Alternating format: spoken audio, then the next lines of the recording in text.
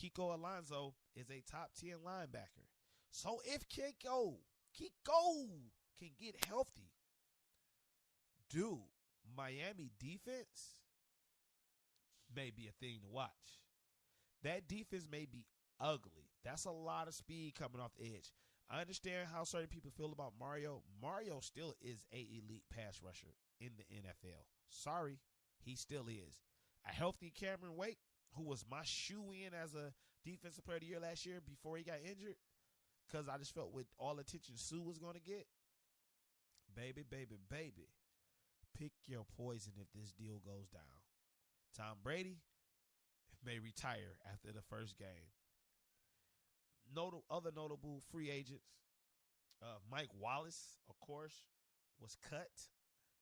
I mean, the dude can only run route. How do you get cut from a team that needs wide receivers? I see no place for Mike Wallace. I see Jackson from Denver signed with Jacksonville. Jacksonville is a sexy team, man. You guys got to watch. They got a young quarterback who's under contract because he's still on his rookie deal, going to be there for a while. They got two great wide receivers. They also have one just sitting on the shelf because he keep failing drug tests. Who knows if he can come back, which in Justin Blackman. Then they also have another top first-round pick in Marquise Lee. What if he actually remembers how to play football? They have a solid up-and-coming running back in T.J. Yeldon. They have a trick pony behind him and my guy from Michigan, Denard Robinson. Let's not forget the position that you need the most, a healthy Julius Thomas next year. Offensively, they're loaded. If you can get a couple defensive guys to show up over there, you have something. Also, let's not forget, it's the state of Florida. We learned from LeBron James. We learned from Grant Hill. Hell, Tim Duncan almost made the move. Tiger Woods lives there for all sakes because there's no state tax. You see all your money. Let's not forget that.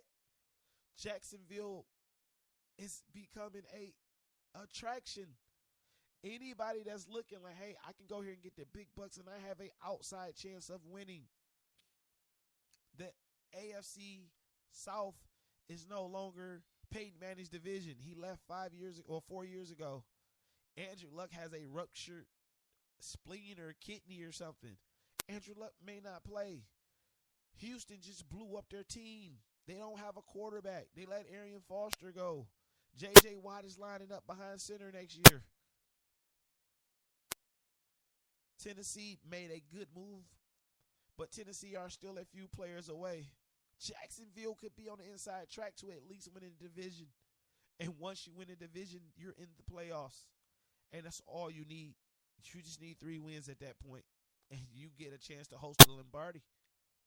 Watch out for Jacksonville. Watch a couple more free agents. Look at Jacksonville. They have the money. They have the weather. The extra money comes in with the no stake tax. Jacksonville is a sexy landing zone for free agents. Also waiting to look. We can't predict them. Just waiting to see exactly where they go. We got I do know Tab Ali re-signed today, which was smart. I'm glad to see Tab Ali re-sign in Kansas City. Janoris Jenkins is another free agent that's out there. Alshon Jeffries was franchise tag. Derek Johnson, another good linebacker. Doug Martin is a questionable one. They're saying Philly is the most likely to go after Doug Martin. I'm curious to see where Doug goes because Doug had a hell of a rookie year, and then Doug fell off for a season or 2, might have been 3. But Doug Martin got hot at the right time. So wherever Doug goes, it's going to be tough to fall in love. I'll go back to being a Lions fan. It was like when we got Golden Tate. It was more so like, okay, we got a good player, but let me see what he do. I would be a little nervous on Doug Martin. Reggie Nelson is still out there. Nothing really went down there. Marvin Jones is another one, a good wide receiver that you may be able to get. Who else we got on here today? We got Sam Bradford has re-signed.